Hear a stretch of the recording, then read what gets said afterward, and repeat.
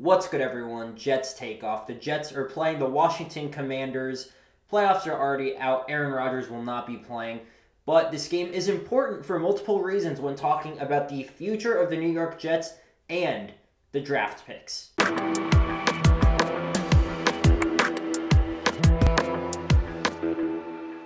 So let's start it off with the future. Last week the Jets get embarrassed by the Dolphins. Away, 0 points. The team quit on Coach Saleh, so it'll be interesting to see in the final game at MetLife Stadium, a home game versus a bad team in the Washington Commanders. Are the Jets players motivated? Because if they are, I think Robert Saleh's seat will be safe.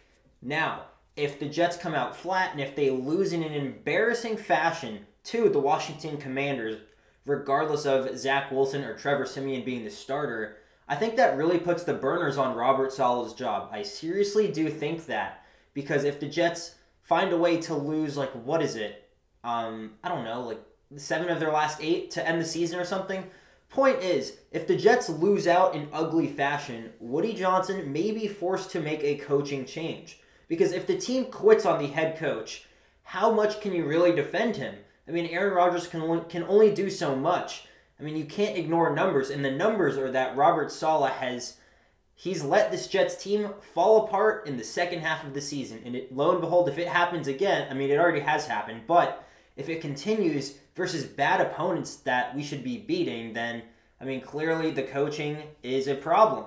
How are you going to roll into next year in a win or bust year with a coach who gets outcoached by bad teams and an outdated head coach in Ron Rivera? So it'll be very interesting to see how especially how the defensive players respond on the New York Jets versus this Commanders offense. The Commanders, they got some good pieces on offense. I'm not going to lie. They got some potential. Sam Howell, hell, we saw Jacoby Brissett do pretty good things with that Washington offense against the Rams last week. But as it pertains to draft position, this is where this game is important because you can either look at this game from two ways. One, you root for a win because it's always fun to have your team win, or the draft position. And right now the Jets are picking 7th in the NFL draft.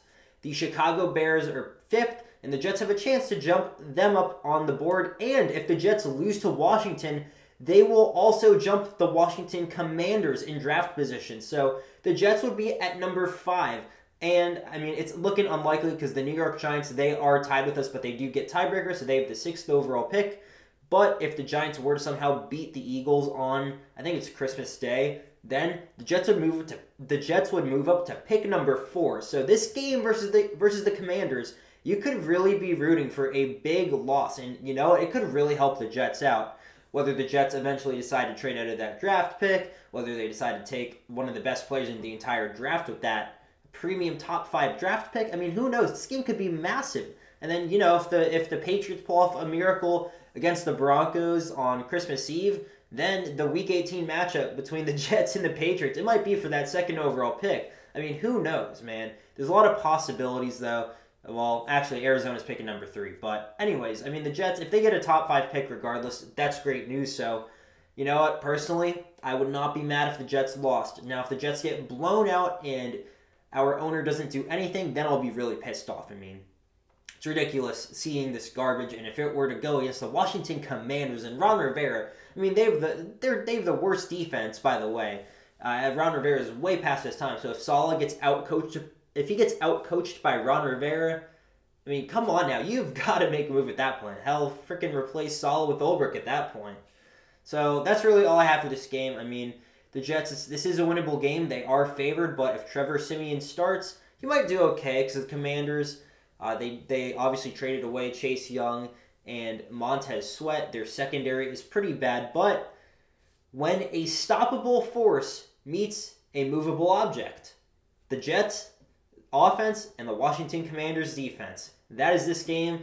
It's going to be ugly, but you know what? Screw it, man.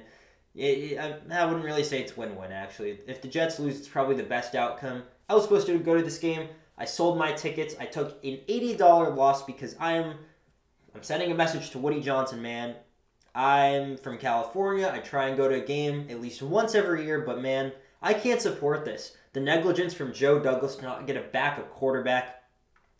the ineptitude on offense, the bad coaching, getting embarrassed multiple times throughout the year. I mean, it's not acceptable. I'm not going to support the team in person. I mean, I want, you know what, Woody Johnson, he talks and listens with one thing, and that is money. And also attendance, too. I mean, if he sees that no one's showing up to games, he's going to get the message at some point. So, if you're going, I mean, I wish you the best. And yeah, let me know what you think about this game. Predictions, preview. Jets defense is a big opportunity versus this Commanders O-line. By the way, too, I just want to mention that. So we could see a lot of sacks by the Jets defense. This could be a low-scoring game. It really could be. Or it could be a high-scoring game. Who knows, man? But yeah, I'll see you all in the next one. Peace.